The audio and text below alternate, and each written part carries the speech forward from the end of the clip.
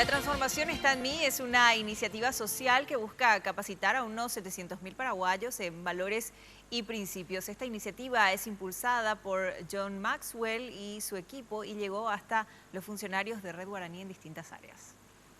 Luego de escribir 75 libros en liderazgo, asesorar a compañías globales y líderes políticos, ser reconocidos como una autoridad mundial en dirección y liderazgo y asesorar a las compañías del Fortune 500, el Dr. John C. Maxwell desarrolló un programa que busca generar la transformación de personas y comunidades, denominado La transformación está en mí.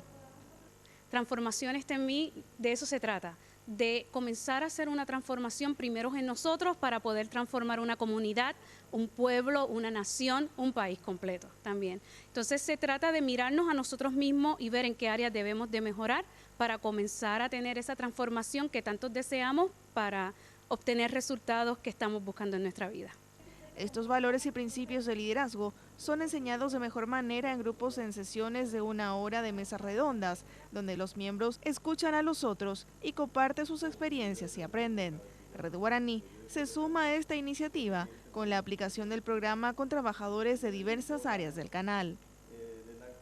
Y son 16 semanas donde nos reunimos en grupos pequeños, una vez a la semana, por media hora, y estamos estudiando un valor cada semana. Y ese valor nos ayuda a mirarnos como en un espejo, cómo está mi vida en relación a ese valor y qué áreas de mi vida debo de mejorar de acuerdo a ese valor para comenzar a ver una transformación en mi vida y que sea contagioso a otras personas. El programa La transformación está en mí se encuentra a disposición de todas las personas que asuman el compromiso de participar. El mismo es totalmente gratuito y los interesados pueden obtener más datos e inscribirse en la web www.transformacionparaguay.org.